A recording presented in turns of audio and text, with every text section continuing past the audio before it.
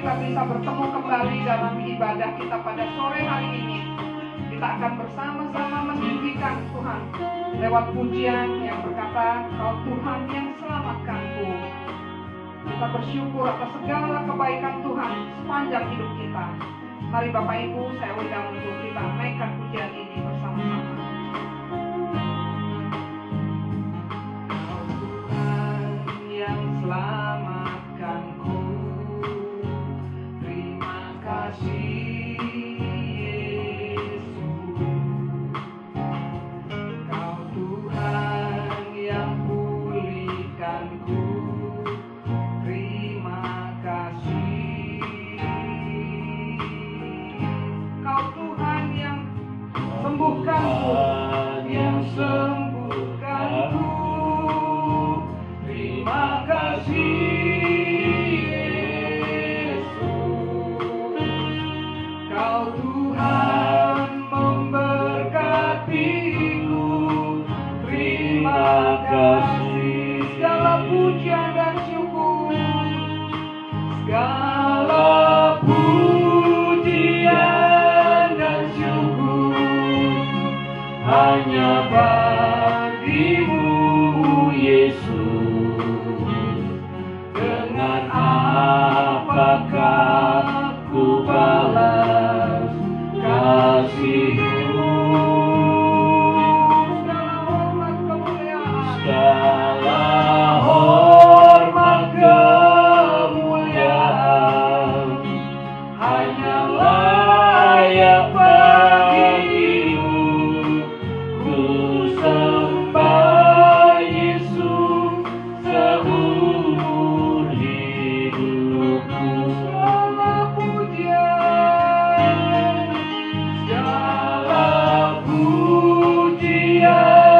dan syukur hanya bagimu Yesus. Dengan apakah ku balas kasih-Mu? Segala hormat kemuliaan hanya layak bagimu. Ku sembah Yesus seumur hidupku. Ku sembah Kau Tuhan, ku sembah Kau Tuhan, ku sembah Kau Tuhan, ku puji, ku muliakan nama-Mu.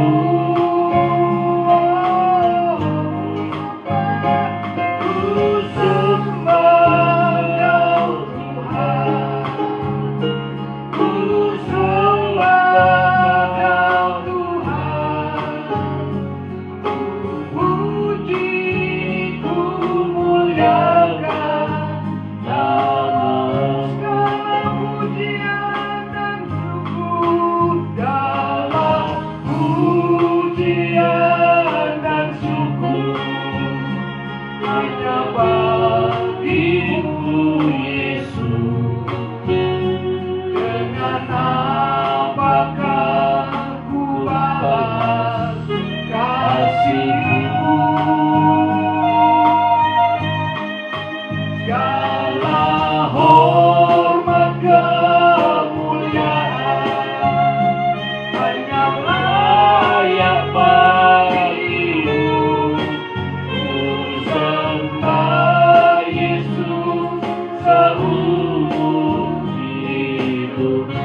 Mari Bapak Ibu sekalian, saya ajak Anda semua untuk mari kita memuji Tuhan. Mari kita tinggikan nama-Nya. Kami tinggikan Engkau. Terima kasih. Kami memuji kebesaran nama-Mu Yesus. Segala hormat pujian bagimu Tuhan. Kami beri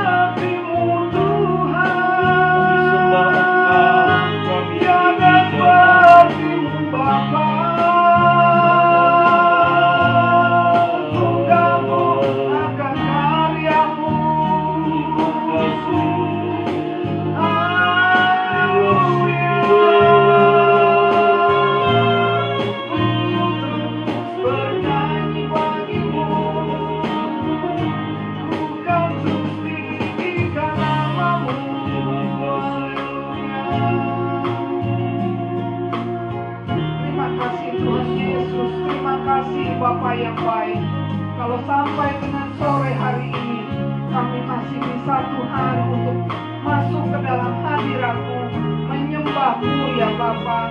Terima kasih Tuhan, terima kasih.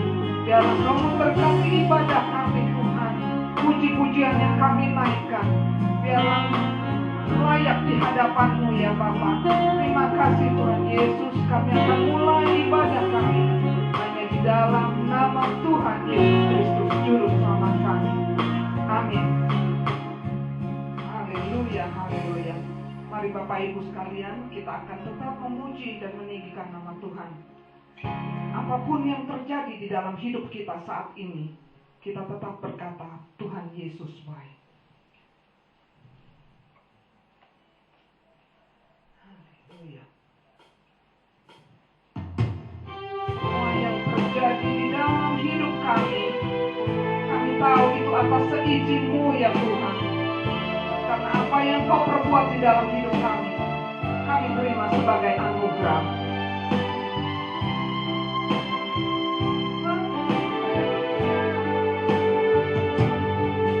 Semua yang terjadi di dalam hidupku, ku tahu atas seizin-Mu Tuhanku.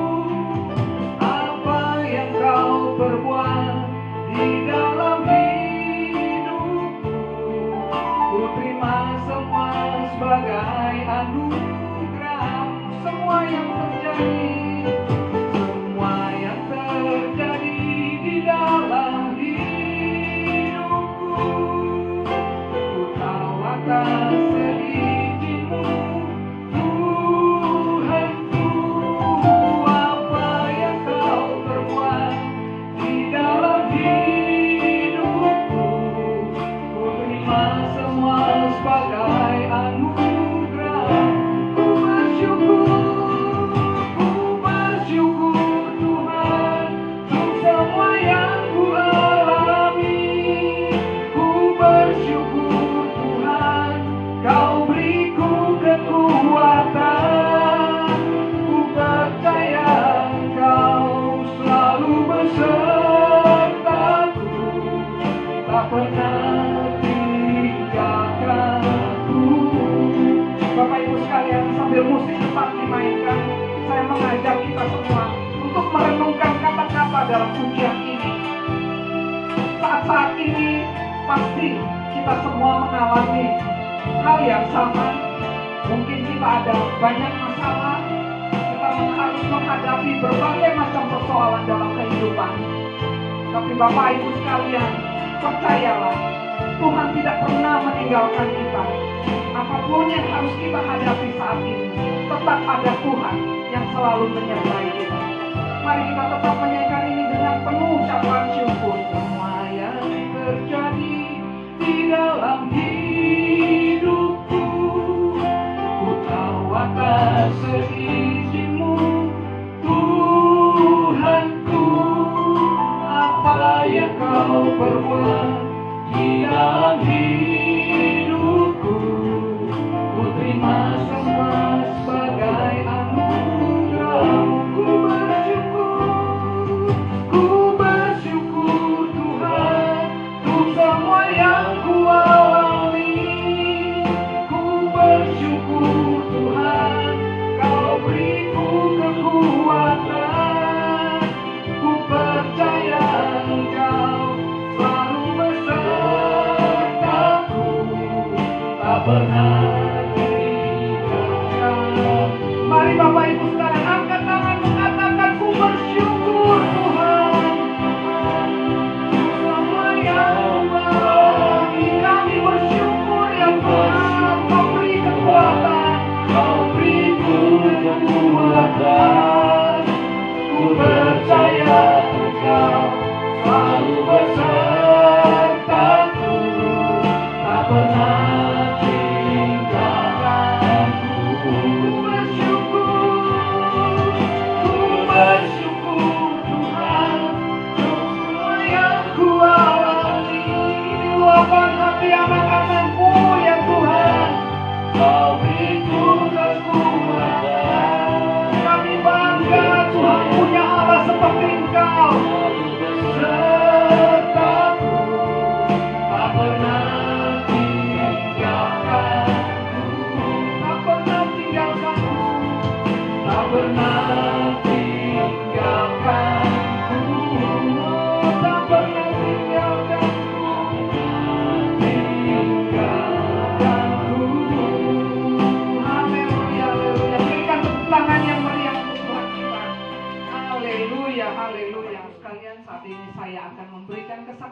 pujian.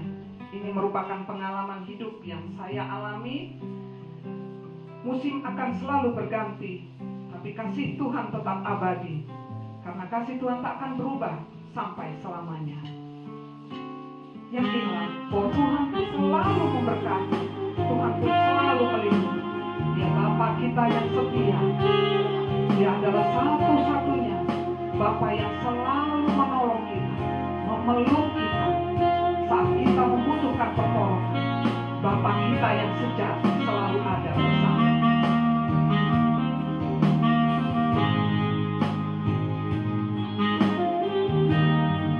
Akan selalu berganti,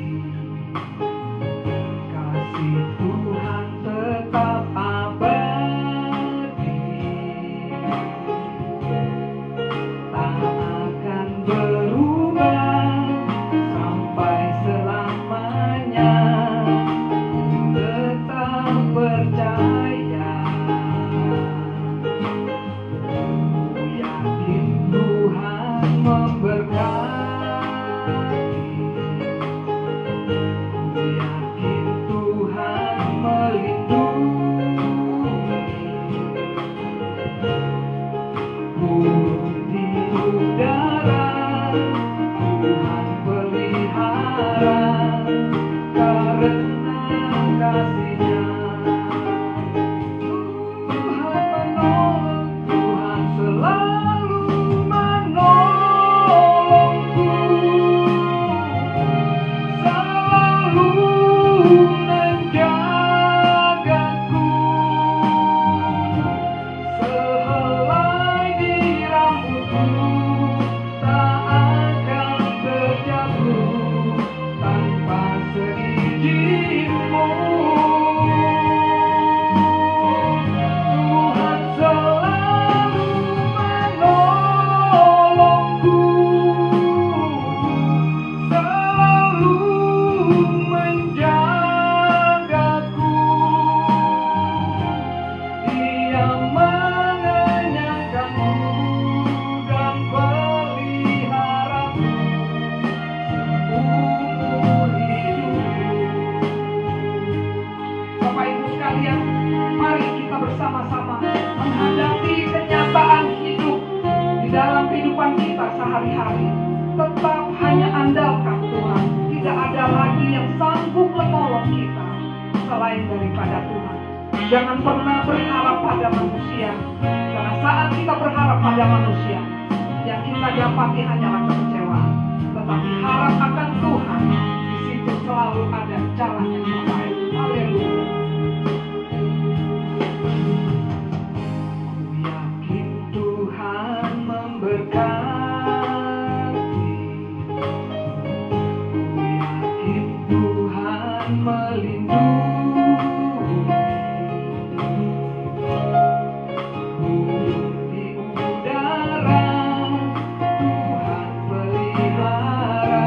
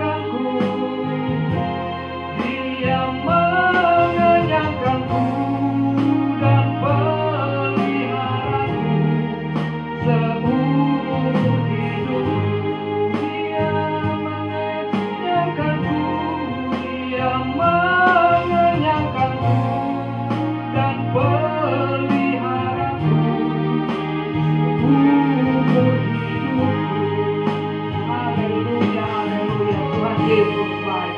Tuhan Yesus memberkati. Mari Bapak Ibu sekalian, kita akan menyambut firman Tuhan yang akan disampaikan oleh hamba-Nya. Kita akan menaikkan pujian, Tuhan, Kaulah pengharapanku. Kami percaya hanya kepada Yesus perlindunganku. Haleluya.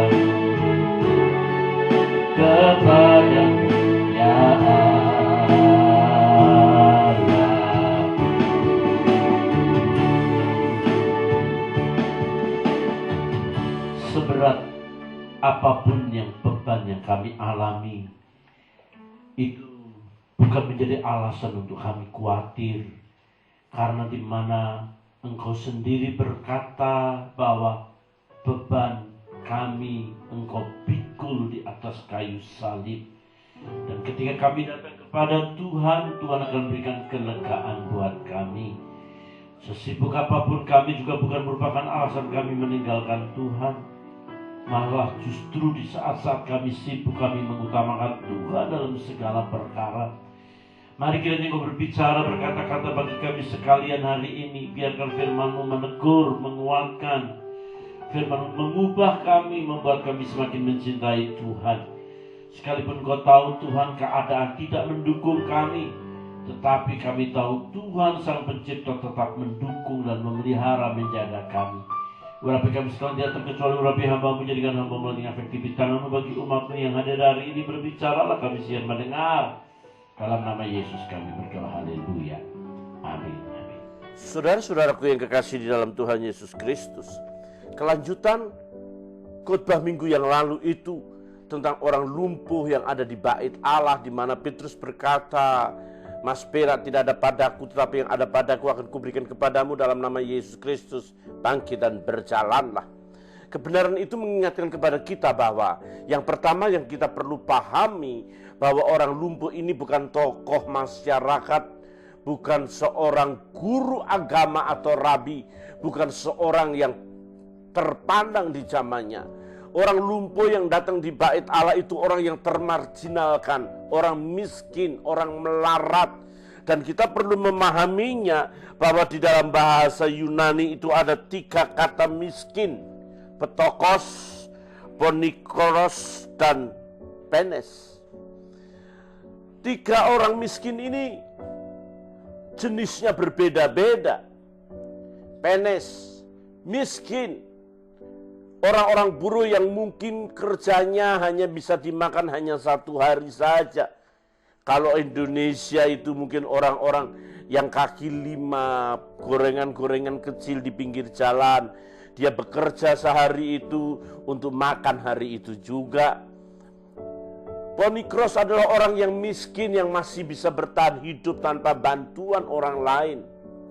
Tetapi yang namanya Petokos adalah orang miskin yang tidak bisa hidup tanpa bantuan orang lain. Orang miskin yang bisa makan kalau ada orang yang memberi, kalau ada orang yang berbelas kasihan.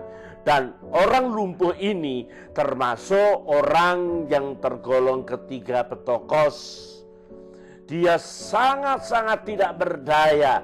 Dan kitab suci mencatat bahwa setiap hari ada orang yang membawanya, ada orang yang menggotongnya dan menaruhnya di situ.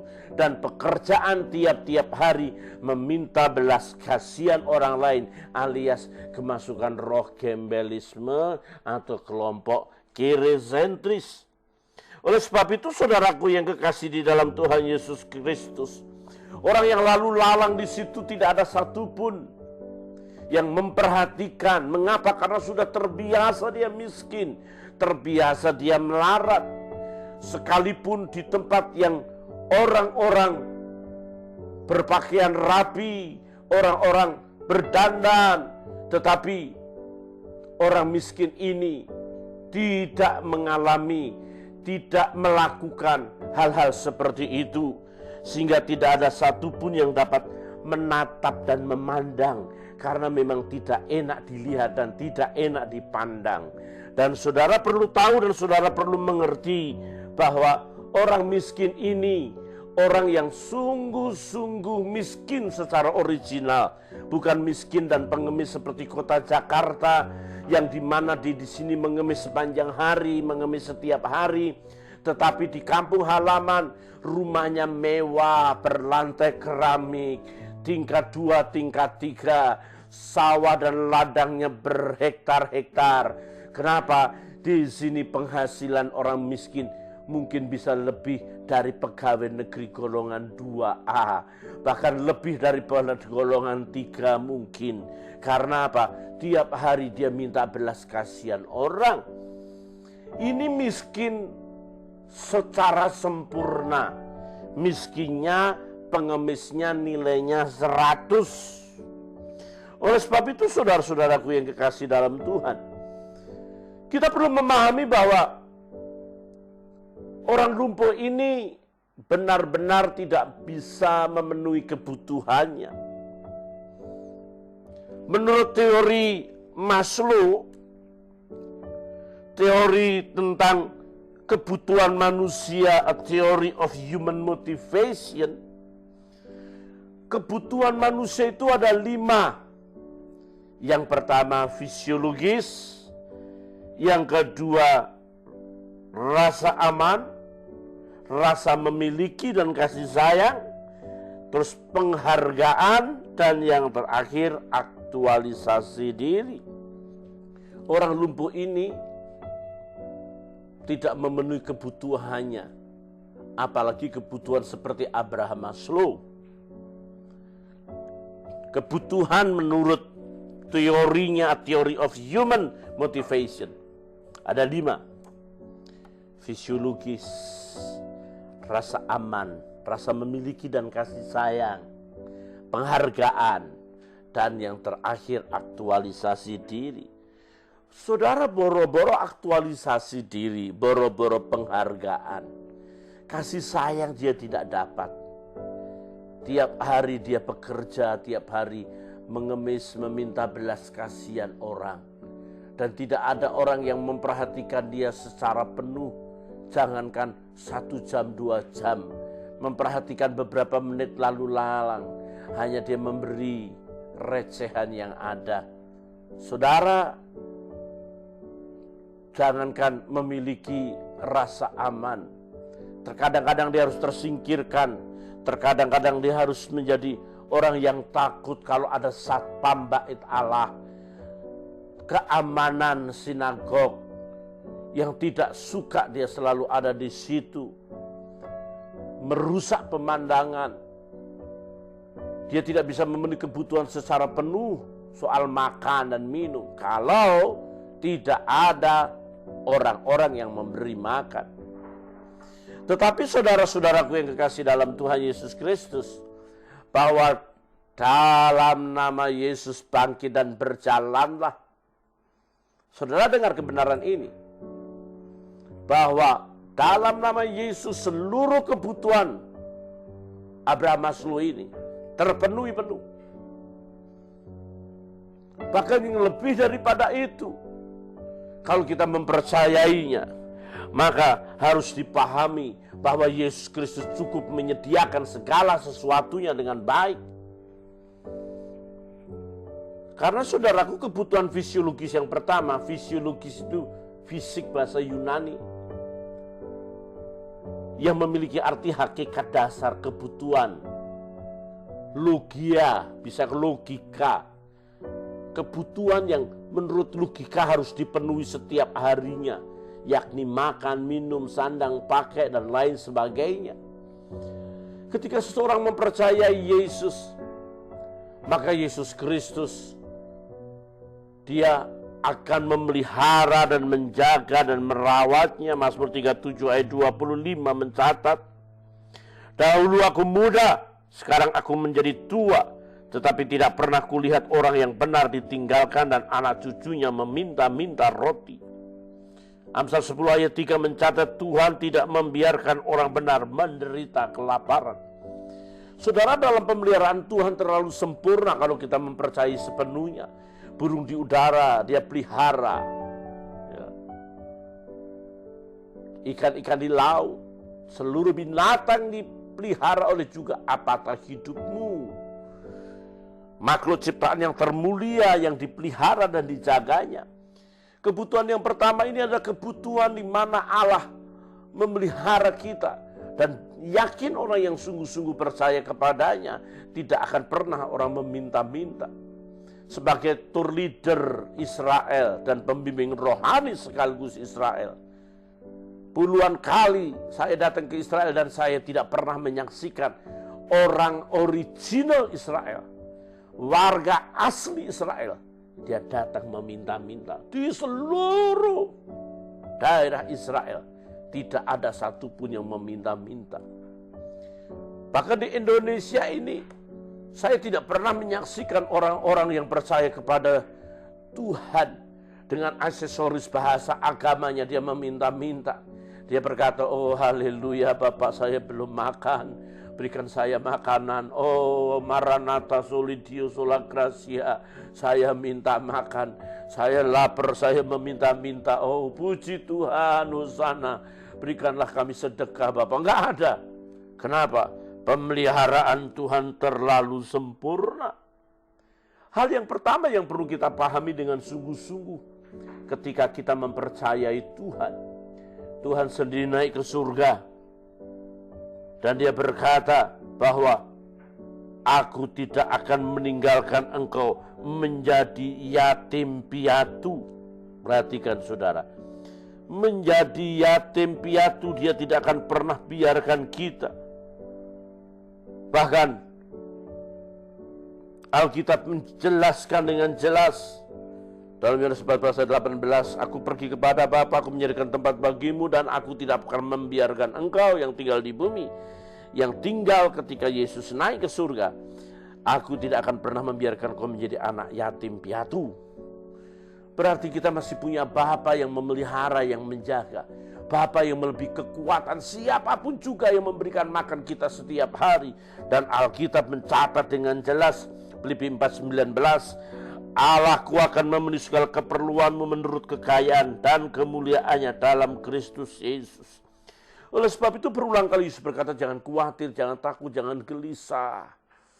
Burung pipit di udara dipelihara Tuhan yang saya tadi katakan. Tetapi kita juga harus memahami dengan pasti dan jelas, pemeliharaan Tuhan itu bukan sekedar kebutuhan psikologi kita, yakni kebutuhan jasmani kita. Yesus mengajarkan lebih dalam lagi, manusia bukan hidup dari roti, manusia hidup bukan dari makanan jasmani, manusia hidup dari firman, segala firman yang diucapkan oleh Allah. Kebutuhan mendasar ini, kebutuhan untuk anatomi spirit kita adalah kebutuhan firman Tuhan. Ada banyak firman di dunia ini, ada banyak kebenaran di dunia ini, ada banyak kitab suci di dunia ini, tetapi Yesus berkata bahwa Dia adalah firman yang hidup. Pada mulanya adalah firman itu bersama-sama dengan Allah, dan firman itu adalah Allah, dan Yesus adalah firman yang hidup. Ketika saudara mempercayai Tuhan, anatomi spirit saudara tidak kelaparan. Barang siapa datang kepadaku, dia tidak lapar lagi, karena akulah roti hidup. Akulah roti hidup yang memberikan makan buat setiap orang kelaparan. Sehingga marilah datang kepadaku, aku akan memberikan engkau kelegaan. Kenapa lega? Karena makanan. Ada begitu banyak orang kelaparan karena kehidupan spiritual kita tidak akan pernah bisa dipuaskan dengan ritual-ritual agama. Tahukah saudara, ada banyak ritual-ritual agama yang menyeret seseorang masuk neraka kekal. Karena Amsal berkata, ada jalan disangka orang lurus, tetapi ujungnya menjadi maut. Seolah-olah ajaran etikanya bagus, ajaran kebaikannya bagus, ajaran ini dan itu dan segala sesuatunya seolah-olah bagus, seolah-olah itu persis firman Tuhan. Tetapi saya ingin katakan kepada saudara, dengarlah saya. Banyak ajaran-ajaran agama yang membawa orang masuk ke neraka karena disangkanya jalannya lurus dan ujungnya menuju maut. Mengapa? Karena anatomi spiritnya kelaparan, anatomi spiritnya sekarat, anatomi spiritnya tidak memiliki kehidupan mati, tidak ada makanan yang disupport setiap hari. Tetapi Yesus Kristus adalah firman yang hidup, yang memberikan kehidupan kepada saudara. Saudara tidak hanya memiliki sekedar kehidupan yang pesuke atau kehidupan yang bios, kehidupan yang dimiliki semua orang, tetapi saudara memiliki kehidupan yang soe, kehidupan yang berstandar surga. Dan roti dari surga itu adalah Yesus yang memberikan dan memuaskan hati kita. Dan makanan yang berasal dari Tuhan itu seperti perempuan Samaria, membuat dia bergejolak, membuat dia sungguh-sungguh bersuka cita. Aku menemukan Mesias, aku menemukan orang-orang yang selama ini aku damba-dambakan. Dan dengarlah saya saudaraku, kebenaran ini sangat penting. Kebenaran ini sangat-sangat penting. Kebutuhan utama fisiologi itu bukan kebutuhan sekedar makan dan minum, sandang dan pakai dan udara. Tetapi kebutuhan utama seseorang adalah kebenaran, kuasa, dan itu bisa diperoleh hanya ada di dalam Yesus Kristus. Oh haleluya. Saudaraku yang kekasih, hal yang kedua yang perlu kita pahami, bahwa manusia bukan saja cukup makan, minum, pakai, dan udara tempat tinggal. Tidak ada artinya kebutuhan yang pertama kalau dia mengalami ketakutan, kekhawatiran, gelisah, hidupnya tidak tenang. Hal yang kedua, memang kebutuhan rasa aman itu penting. Berapa banyak orang-orang kaya yang menyiapkan ratusan juta rela menyewa bodyguard, menyewa keamanan supaya dirinya aman, supaya dirinya nyaman. Tetapi saudaraku yang kekasih dalam Tuhan Yesus Kristus, keamanan yang sejati bukan keamanan karena bodyguard. Keamanan sejati bukan keamanan dari luar ke dalam, tapi dari dalam keluar. Alkitab mencatat dengan jelas bahwa seorang yang bernama Daud, seorang raja yang memiliki banyak tentara, banyak prajurit, banyak keamanan dan tidak dapat diragukan. Dia aman di bentengnya, dia aman di tempat tinggalnya dengan berbagai macam aksesoris yang bisa melindungi dia. Apa yang dikatakan Daud? Dia tidak berkata bahwa jiwaku tenang, lihatlah karena tentara banyak. Jiwaku aman, lihatlah karena prajurit-prajurit ada di sampingku. Tapi seorang Daud berkata, aku aman di dalam Tuhan. Tuhan adalah benteng perlindungan. Tuhan adalah menara kekuatanku. Aku tidak takut bahaya. Karena kada dan tongkat Tuhan menyertai. Bahkan sekalipun aku berjalan lembah-lembah kekelaman, aku tidak merasa takut. Karena Tuhan memiliki gada dan tongkat yang sanggup menuntun dan menjaganya. Mazmur 34 ayat 7 mencatat, malaikat Tuhan berkemah di sekeliling orang-orang yang takut akan Dia, lalu meluputkan mereka. Saudara, dengarlah saya. Ketika seseorang percaya kepada Tuhan, dia memiliki sahabat, teman, di mana orang-orang berada di sekelilingnya.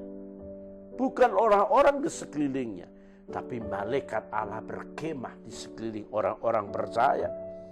Amsal 14 ayat 26 mencatat, perlindungan bagi anak-anak Tuhan itu nyata ketika dalam takut akan Tuhan ada ketenteraman yang besar.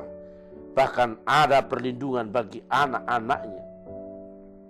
Saudaraku yang kekasih di dalam Tuhan Yesus Kristus, betapa pentingnya ketika kita memiliki perlindungan yang ada di dalam Tuhan.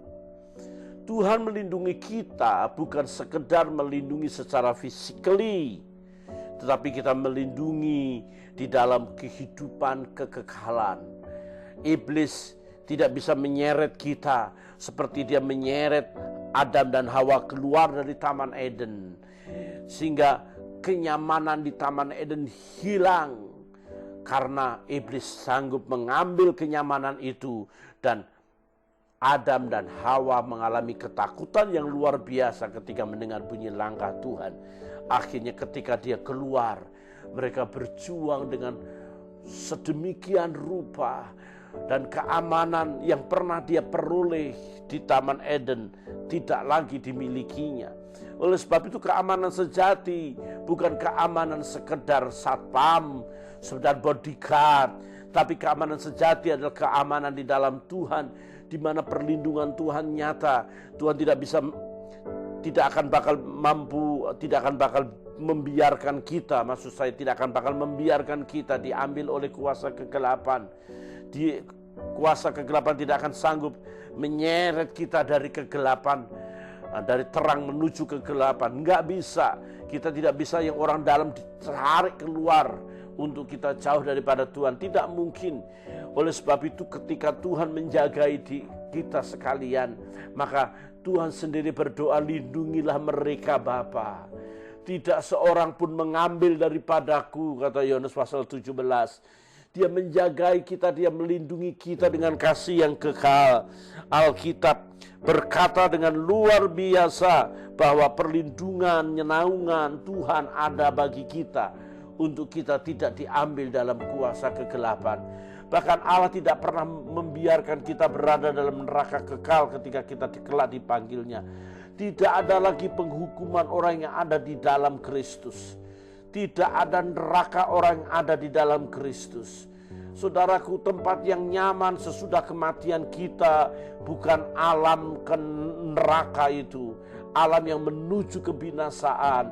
Dan perlu saudara tahu bahwa ada banyak agama, ada banyak ritual religion, ada begitu banyak kepercayaan yang menganggap begitu baik, begitu indah, begitu luar biasa acaranya.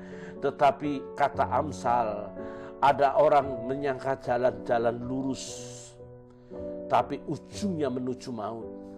Dan saudara, hampir semua agama mengajarkan jalan yang lurus, jalan yang baik. Tetapi Alkitab mengatakan jalan yang lurus itu ada ujungnya menuju maut. Karena apa? Jalan yang lurus itu standarnya bukan standar surga. Standarnya bukan standar kerajaan Allah. Standarnya adalah standar manusia. Baik secara manusia, tapi belum tentu baik bagi mata Tuhan. Maka orang-orang yang berada di dalam kepercayaan, ritual-ritual mereka tidak aman. Ketika menjelang kematiannya ada satu ketakutan, kegentaran. kematian merupakan momok yang menakutkan. Kematian merupakan sebuah musibah. Berbeda dengan orang-orang yang percaya kepada Kristus, kematian adalah anugerah. Berbahagialah orang yang mati dan matinya di dalam Tuhan. Kenapa? Kematian itu bukan musibah. Kematian itu bukan merupakan sesuatu yang tidak nyaman. Biarlah mereka beristirahat, kata Tuhan. Ketika mereka beristirahat di dalam Tuhan, mereka memiliki kenyamanan dan keindahan yang luar biasa. Jadi rasa nyaman yang sebenarnya ada rasa nyaman ketika orang ada di dalam Tuhan. Saudara dengar saya. Hal ini penting untuk kita renungkan. Kebutuhan Maslow yang kedua adalah rasa aman. Untuk apa saudara hidup dengan kenikmatan dan kemewahan, dengan keamanan bodyguard yang banyak, tetapi ketika menjelang kematian, ketakutan luar biasa. Saya menyaksikan berulang kali orang-orang yang hidupnya di luar Kristus, kematiannya mengalami kegentaran dan ketakutan. Teriak-teriak, "Ayah, ayah, aku takut. Ayah, ada banyak orang hitam di sekeliling. Ayah, mereka mengejar-ngejar aku, ayah." Padahal di situ suaminya bersama teman-temannya mengelilingi di ranjang kematiannya. Saya ada di belakang dan saya tahu ini orang sebentar lagi dipanggil. Dia tidak nyaman, dia tidak aman. Agamanya tidak bisa membuat dia memastikan dia punya surga yang kekal. Tetapi dengar bahwa kebenaran rasa aman yang kedua yang menjadi kebutuhan utama itu bukan aman di bumi. Maslow boleh berkata bahwa dia boleh aman di bumi ini, tetapi aman dalam kekekalan nanti hanya ada di dalam Yesus Kristus yang berkata bahwa dia menjagai kita, melindungi kita sampai kita memiliki kekekalan yang luar biasa yang ada dalam Tuhan. Hal yang kedua ini penting kita perhatikan. Ketika saudara belum memiliki keamanan dan kenyamanan dalam Tuhan, saya tawarkan kepada saudara, hari ini percayai Kristus. Lekatkan diri saudara. Tidak peduli engkau menganggap Yesus sebagai nabi, tidak peduli engkau menganggap Yesus hanya manusia biasa. Saya tidak peduli engkau menganggap Yesus guru etika dan guru agama. Tetapi ketika saudara mempercayai dia, ketika saudara benar-benar berharap kepada dia, menyerahkan hidup untuk dia menjagai dan melindungi saudara, dapat dipastikan bahwa kehidupan saudara akan aman dalam kekekalan yang luar biasa. Karena dia yang empunya surga. Dia yang empunya surga. Orang lumpuh ini memang tidak aman, tidak nyaman di tempatnya. Tetapi saudara ketika dia berjumpa dengan Petrus, ada rasa yang sangat berbeda. Pengharapannya soal uang yang membuat nyaman dirinya, yang membuat dia nanti tidak lapar lagi. Yang kedua, dia akan nyaman kalau dompetnya ada duit, kantong-kantong pundi-pundinya ada uang, dia nyaman. Tetapi kenyamanan itu tidak ada artinya ketika dia berkata, "Dalam nama Yesus bangkit dan berjalanlah."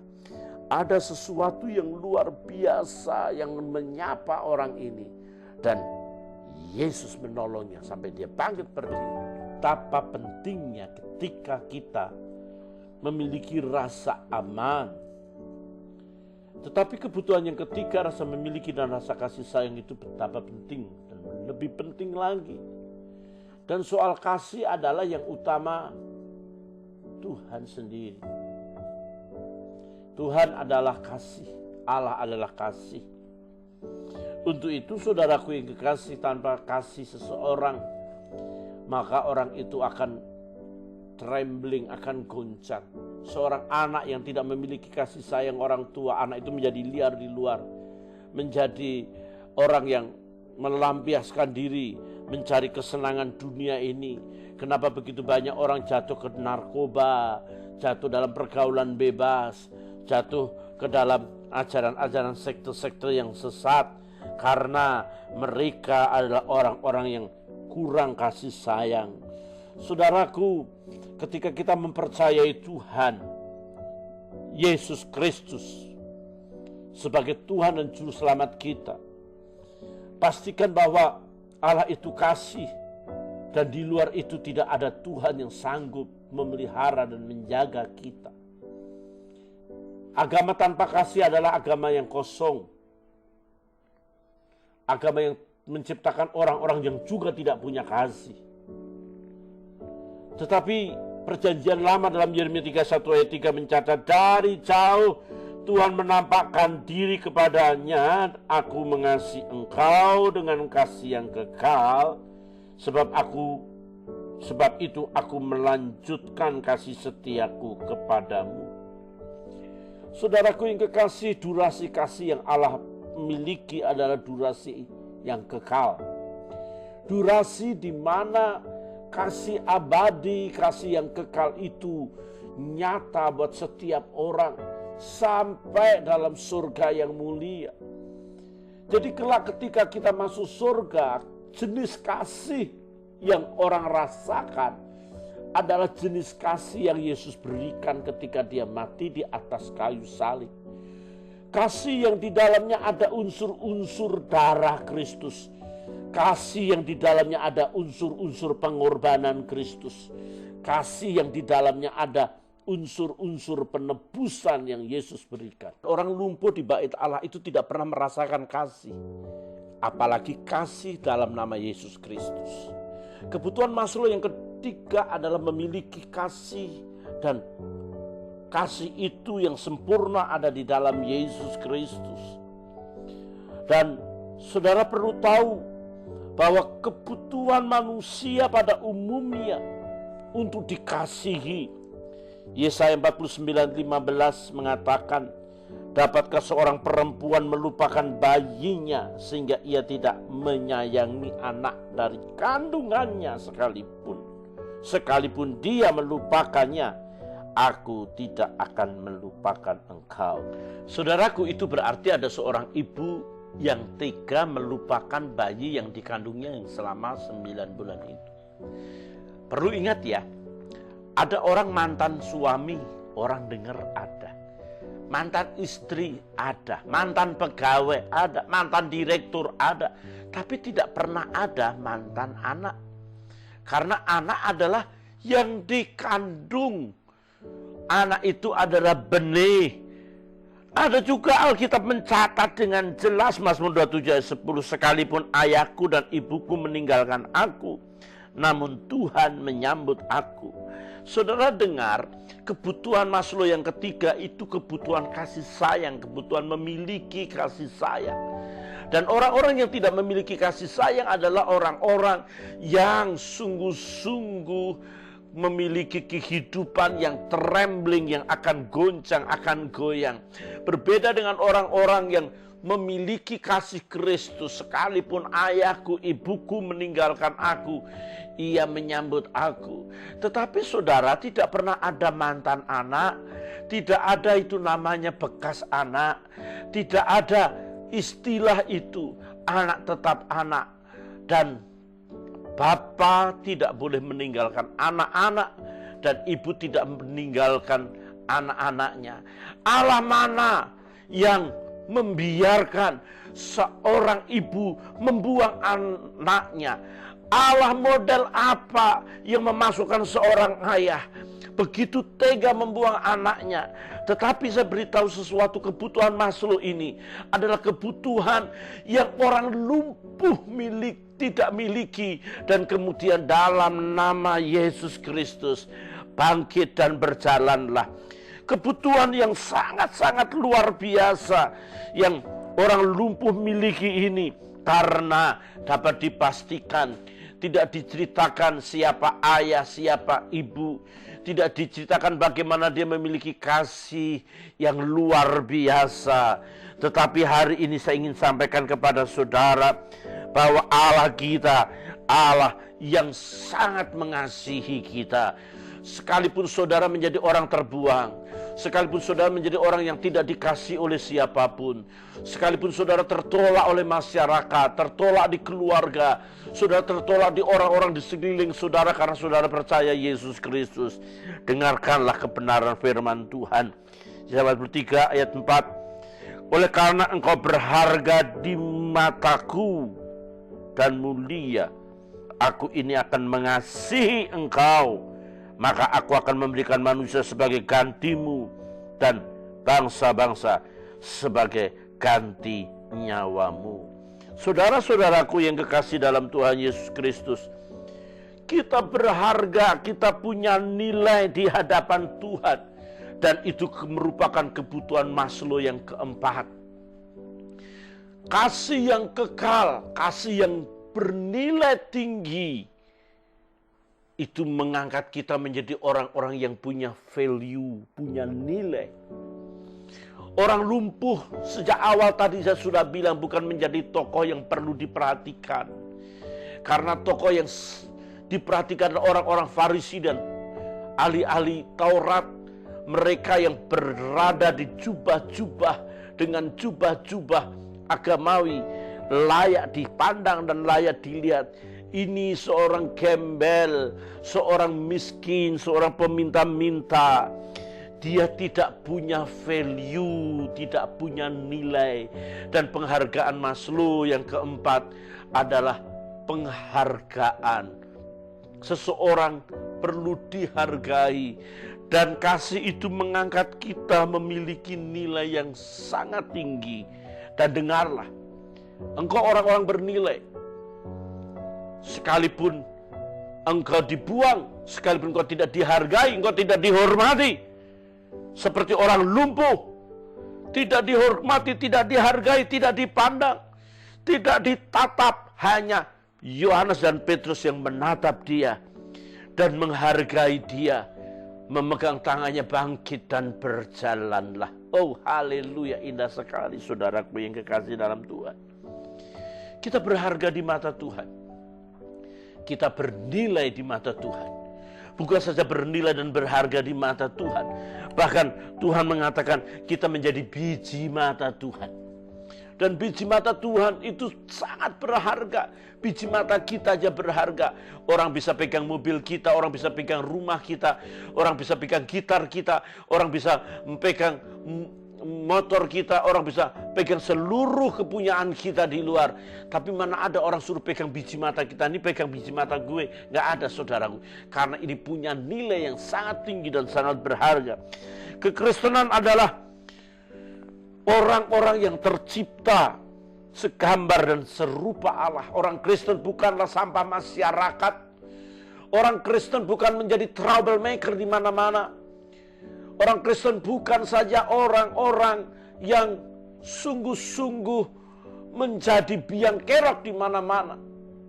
Saudara tahu, Eropa di zaman kuno adalah Eropa yang begitu jahat, yang membunuh begitu banyak orang. Mafia Sisilia. Tiap hari membunuh orang. Tetapi ketika Paulus menyebarkan Injil di Eropa, Eropa penuh dengan berita Injil. Seluruh Eropa mendengar berita tentang Yesus Kristus. Maka Eropa dirubah menjadi negara, menjadi bangsa yang sungguh-sungguh maju. Bangsa yang sungguh-sungguh santun. Karena apa? Karena Eropa menjadi negara yang punya nilai yang tinggi. Nilai yang dihormati dan dihargai orang. Saudara-saudaraku yang kekasih di dalam Tuhan Yesus Kristus,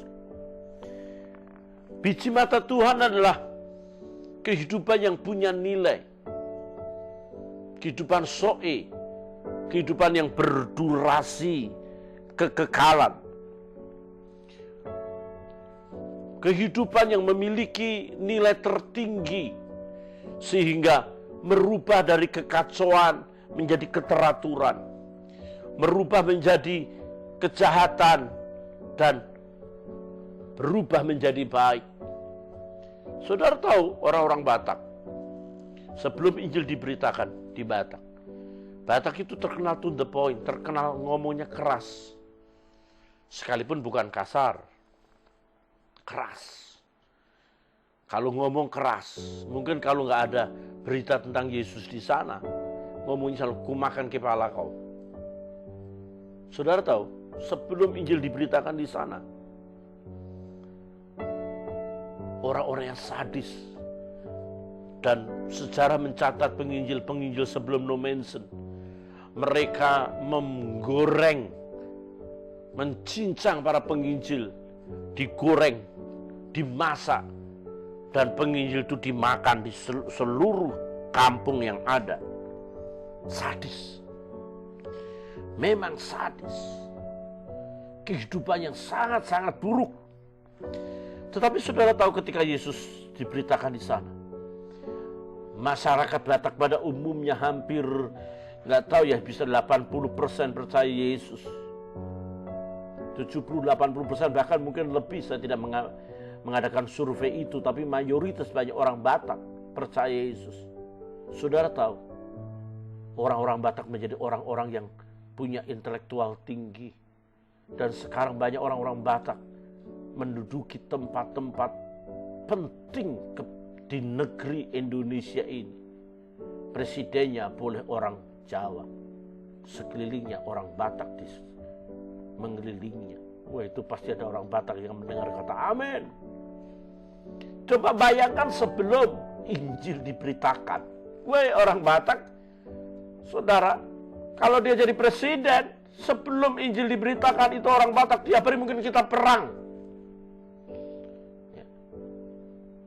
Saya tidak pernah tidak ke Israel dengan orang Batak. Tidak ada orang Batak. Selalu ada orang Batak. Kalau orang Batak sudah nekat, saudara, setan kalah. Saya sudah bilang sama orang Batak umur 70 tahun, gemuk. Pak, jangan naik Gunung Sinai. Dia berkata, pendeta jangan kau larang-larang aku, pendeta. Aku sudah bilang sama istriku, aku akan mati di tanah suci. Kalau aku mati di tanah suci, aku langsung masuk surga, pendeta. Pendeta jangan kau larang aku. Saya bilang, iya Pak. Mati langsung masuk surga sih, amin Pak. Tapi hati saya, mayatnya susah bawa Pak. Tapi ini Bapak nekat naik Gunung Sinai. Oh, di atas Sinai dia loncat-loncat, dia merasa bahagia. Seumur hidupnya dia ada di atas kota, di atas Gunung Sinai. Tapi persoalan utamanya dia tidak bisa turun, saudara. Kita harus sewa suku Beduin dengan $200. Dia menjadi Mbah Surip. Dia menggendong si bapak orang Batak ini untuk turun. Dan sampai di bawah Pak Pendeta benar yang dikatakan tadi. Sebaiknya aku tidak naik Pak Pendeta. Tetapi aku puas, aku sudah menemukan Tuhan di atas Gunung Sinai. Itu kebutuhan di mana aktualisasi diri. Saudara-saudaraku yang kekasih dalam Tuhan, kebutuhan yang terakhir tadi aktualisasi diri. Ini orang Batak kepingin menunjukkan jati dirinya. Dan mau cerita di kampungnya. Kelak. Bahwa dia sudah naik Gunung Sinai di usia 70 tahun. Oh, haleluya saudara. Terakhir, saya pernah membawa orang 88 tahun, opung-opung. Kalau wanita itu namanya kalau nggak salah opung baru. Opung baru, opung baru. Jangan. Opung baru harus naik bibes aja. Itu jalan Via Dolorosa, opung. Itu adalah berat. Pendeta, jangan kau larang aku juga pendeta. Aku akan pergi, saudara, dia pergi, saudara. Dia pergi, dia jalan. Dia dengan mantunya, kayaknya mantunya kurang mengasihi dia. Dia mantunya dikit-dikit pendeta, titip opung ya pendeta. Seperti barang saja opungnya dititip, saya bawa itu opung.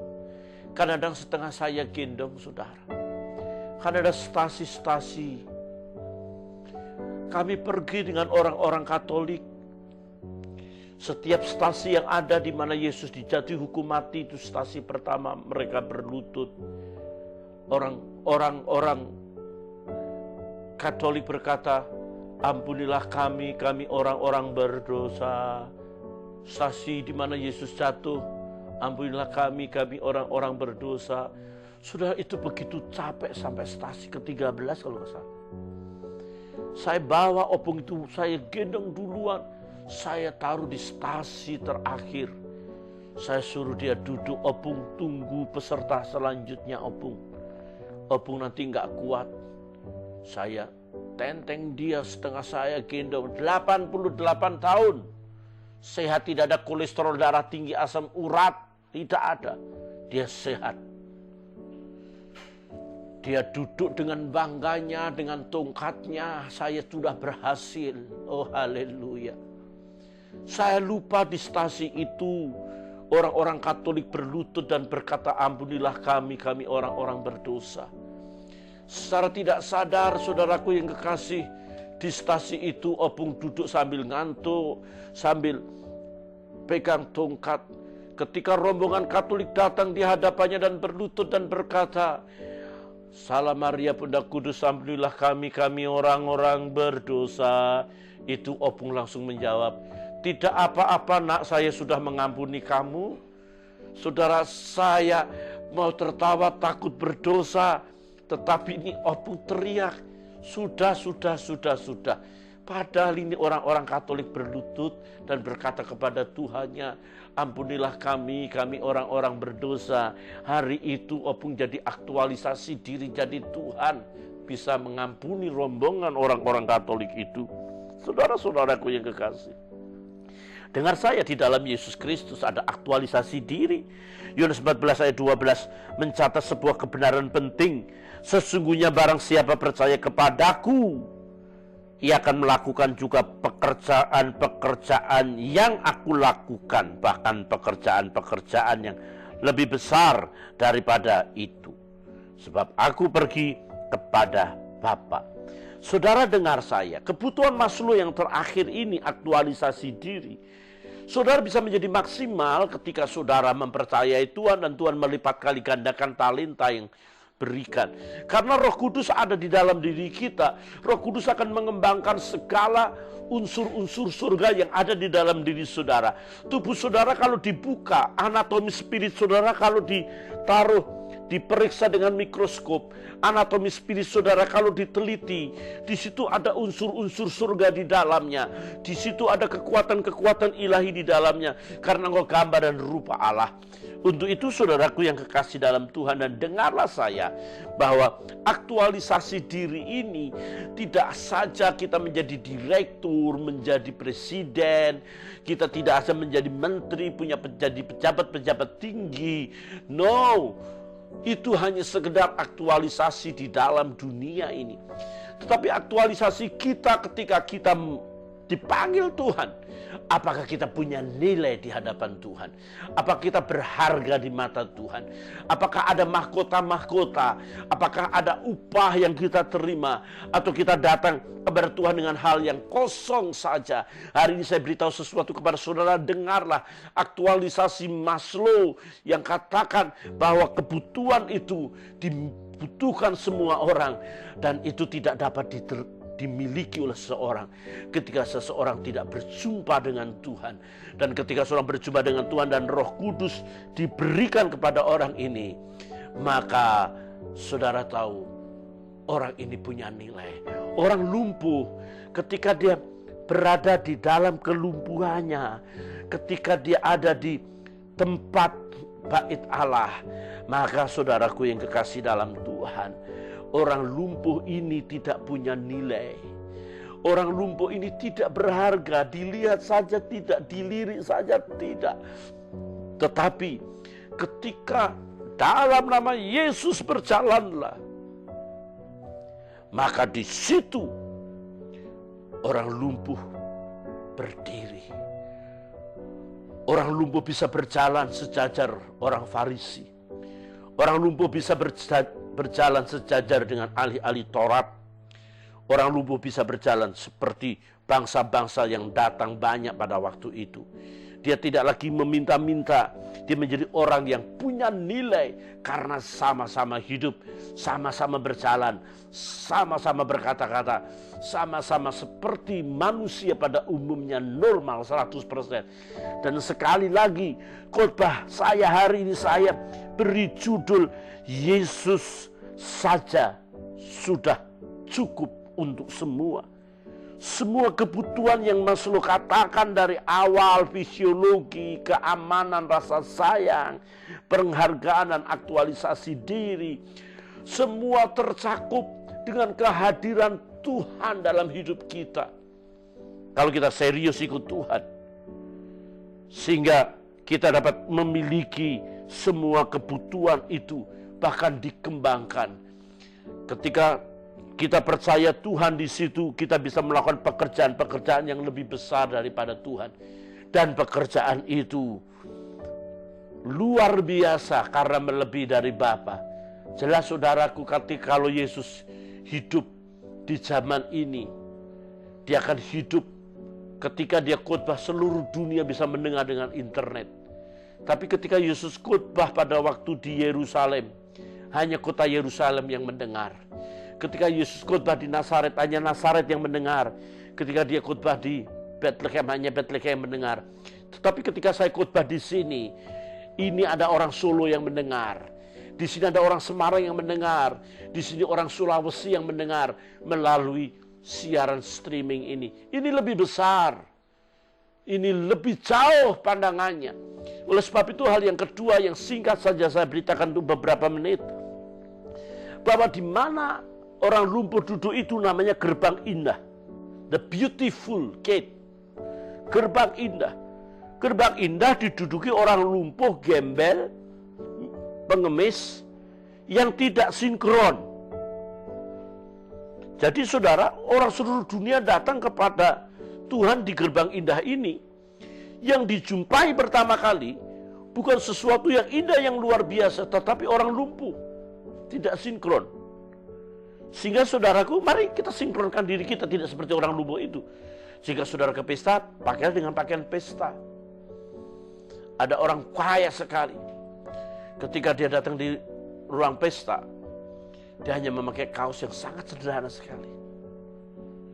Ketika ditanya kenapa pakai kaos, saya kalau pakai baju mahal nanti dipikir saya kaya, Pak. Saya jadi orang biasa saja. Oh, enggak begitu, saudara. Menangislah dengan orang yang menangis, tertawalah dengan orang yang tertawa. Hendaklah hidupmu sepadan dengan Injil yang disampaikan.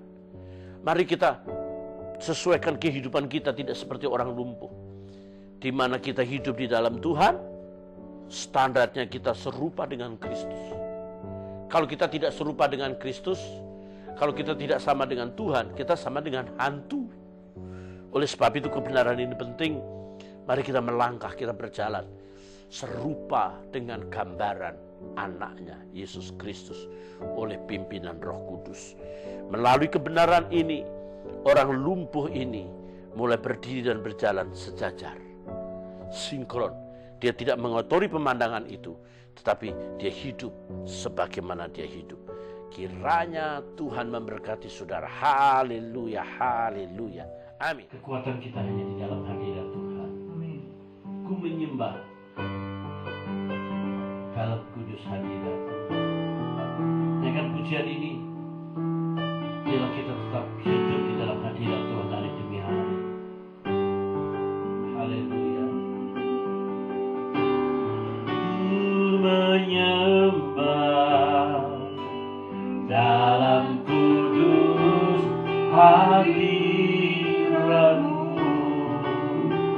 Hampiri tata kasih karunia-Mu Bapa. Kekuatanku hanya dalam hadirat-Mu, Yesusku. Hanya Kaulah segalanya.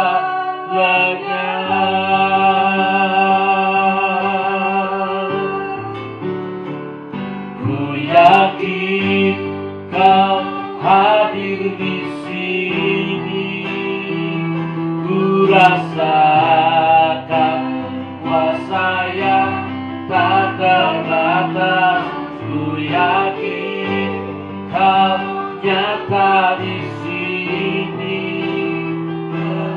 Kemenangan terjadi di sini. Ku yakin Kau hadir di sini. Ku rasakan kuasa yang tak terbatas. Ku yakin Kau nyata di sini. Kemenangan terjadi di sini. Kemenangan terjadi di sini. Kemenangan, kemenangan terjadi di sini. Biarkan firman-Mu tertanam dalam setiap pribadi anak-anak-Mu. Apapun yang mereka alami, biarkan mereka terus tetap hidup di dalam kekuatan, kuasa, urapan, dan berkat yang berasal daripada Tuhan. Sehingga ketika kami menghadapi berbagai macam gejolak dan pancaroba hidup ini, kami tetap tegar, kami kuat, bukan karena kami mampu, kami bisa, tetapi karena kekuatan Allah ada dalam diri kami. Kami bersyukur Bapa, setiap anak-anak-Mu yang mendengar kebenaran firman-Mu ini dengan siaran dimanapun mereka mendengarnya, Tuhan berkati. Dalam nama Yesus kami berdoa, haleluya, amin, amin. Saudaraku, pengumuman yang penting hari ini bahwa ibadah live streaming akan tetap berada sampai pengumuman pemerintah PSBB ini diangkat dan situasi sudah tenang. Kita akan kembali di Hotel Vic Hotel di Kelapa Gading. Tapi saudara, itu akan kami umumkan secara live, secara online di gbiholyspirit.com maupun holyspiritministry.info. Di sana ada pengumuman-pengumuman, baik pendalaman Alkitab dan lain sebagainya. Saudara dapat mengikuti di holyspiritministry.info atau gbiholyspirit.com. Terima kasih partisipasi saudara dengan mensubscribe dan like, komen untuk channel ini. Saya percaya bahwa subscribe saudara merupakan bentuk pelayanan pekabaran Injil. Melalui pemberitaan ini, saudara diberkati. Terima kasih saudara, dan biarlah Holy Spirit hadir menyapa kita, ada di dalam hati kita, di mana kita berada. Holy Spirit, doa welcome in my heart.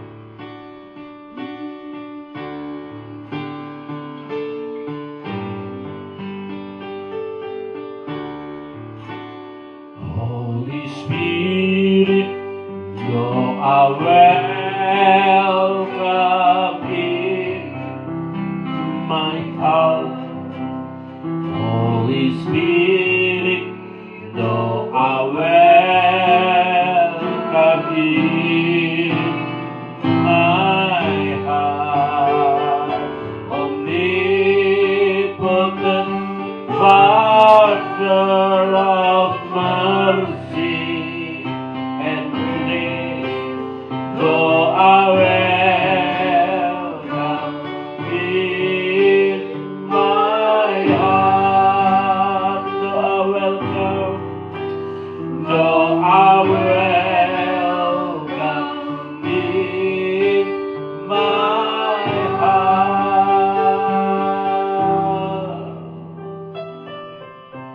Berkati negeri kami, ambil alih Indonesia. Beri kebijaksanaan untuk Jokowi, amin. Ma'ruf Tuhan. Untuk mengendalikan negeri ini, pimpinan TNI, Polri, para menteri, aparatur negara lainnya, MPR, DPR, camat, lurah, gubernur, siapapun mereka yang pegang jabatan, biarkan mereka melakukannya dengan rasa takut dan gentar akan Tuhan. para pemimpin-pemimpin arogan yang merusak jalinan persatuan negeri ini. Tuhan sendiri berperkara atas mereka. Engkau tahu ada banyak orang-orang jahat, orang-orang yang selalu berkata kotor, berkata najis. Mereka selalu mendakwa, mereka selalu membuat rusuh. Tuhan tangkap mereka, sadarkan mereka, buat mereka mengerti bahwa hidup mereka hanya sementara dan perbuatan mereka harus diperhadapkan di hadapan-Mu kelak. Buat mereka bertobat Tuhan dan ambil alih Indonesia ini Tuhan. Pegang kendali untuk negeri ini agar negeri ini diselamatkan dari Sabang sampai Merauke. Orang-orang yang percaya Kristus Yesus sebagai Tuhan dan Juru Selamat semakin meningkat. Apapun agama mereka, sehingga mereka juga diselamatkan oleh karena keselamatan dan anugerah yang berasal dari Allah yang Maha Tinggi. Terima kasih Bapa dalam surga. Tuhan, COVID-19 ini Tuhan tolong selamatkan negeri ini dari wabah. Jangan bertambah-tambah lebih besar lagi Tuhan. Mereka yang ada di karantina, di isolasi, mereka yang ada di rumah sakit, mereka yang sedang terpapar, Tuhan tolong sembuhkan dalam nama Yesus. Siapapun mereka, tidak peduli suku, tidak peduli agama, tidak peduli latar belakang sosial mereka, Tuhan selamatkan mereka dengan kesembuhan dan mujizat. Terima kasih Bapa. Kami memuliakan nama-Mu dan sekarang kedangkan tangan-Mu dan turunkan berkat bagi seluruh umat-Mu. Saudaraku, terimalah berkat terbaik yang Bapa miliki di dalam kasih sayang Yesus Kristus, Tuhan dan Juru Selamat, saat persekutuan penghiburan, kekuatan pemulihan, pengurapan Roh Kudus, turun atasmu sekarang sampai Maranatha Yesus Kristus datang kedua kali. Siapa yang percaya dan diberkati berkata, amin. Amin. Haleluya saudaraku. Ibadah kita selesai. Sampai berjumpa minggu yang akan datang. Dan saya percaya berkat Tuhan ada di atas saudara. Kita semakin mengasihi Tuhan. Haleluya. Amin.